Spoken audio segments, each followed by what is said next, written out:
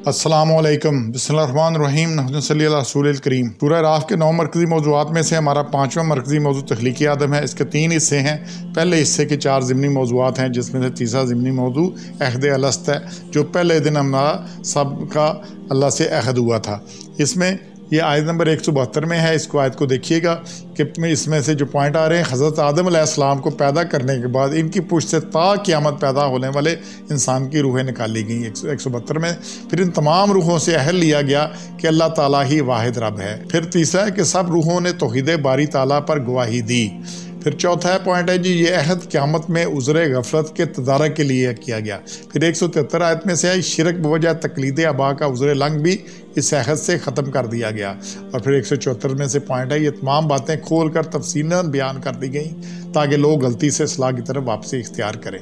तो ये जो अहद अलस्त है, ये असल में जो इंसान असल में रूह का नाम है, जिसको बदन में कुछ मुद्दत तक रहने के लिए मौका मिला है। बदन या नफ्स चूँकि इस दुनिया की चीज़ है, इसलिए दुनिया की तरफ खींचता है, लेकिन रूह आलम बाला से तल्लक रखती है, इसलिए उसमें अपने रब की पहचान फितरी तौर पर मौजूद है। अगर ये बदन ख्वाहिशात से पाक हो जाए तो रूह अपने रब ही की तरफ मायल होती है, इसलिए बदन और रूह में कश्मकश जारी रहती है और इंसान अक्सर जिस्मानी आराम आसाइश में फंस कर रूह के तकाज़ों से गाफिल हो जाता है। जब भी आप देखें भी खराबी है, वो जिस्म के लिए है, रूह के लिए नहीं है। इसी गफलत को दूर करने के लिए अल्लाह की तरफ से रसूल भेजे जाते हैं और वो इसको बताते हैं कि बदन एक आर्ची चीज़ है और रूह हमेशा के लिए है। लिहाजा रूह की तस्कीन का काम करो, बदन के लिए मत करो।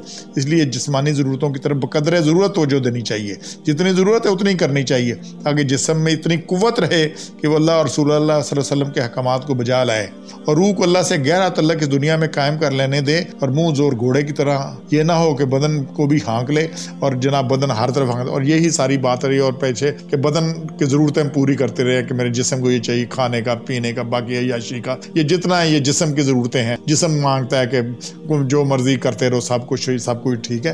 तो इसलिए ये है। और इसमें इसका जिक्र है जो ये फर्दन तमाम इंसानों से लिया गया था।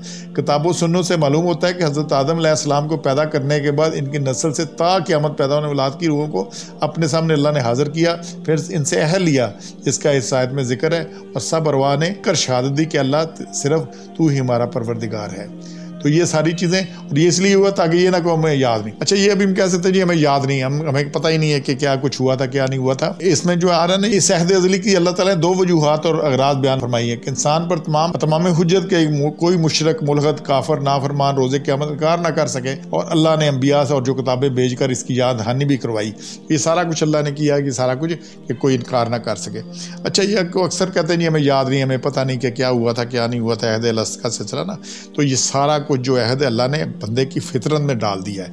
अब पाकिस्तान देख लें, अमेरिका देख लें, दुनिया में किसी जगह चले या अफ्रीका, इंडोनेशिया, जहाँ मर्जी चले, हर कोई कहता है झूठ गलत है, हर कोई कहता है जो है फ्रॉड गलत है, हर कोई कहता है चोरी गलत है। ये सारी बातें, जितना अखलाक है, जितने मामलात हैं, क्या इसमें फ़र्क है?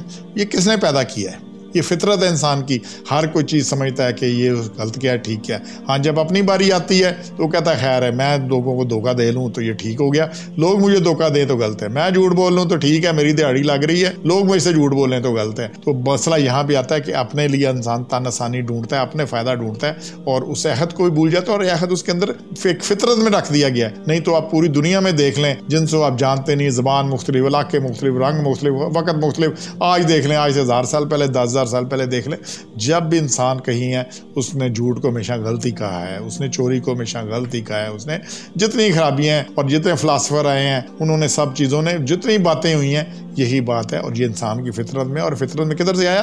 अहद अलस्त से आया।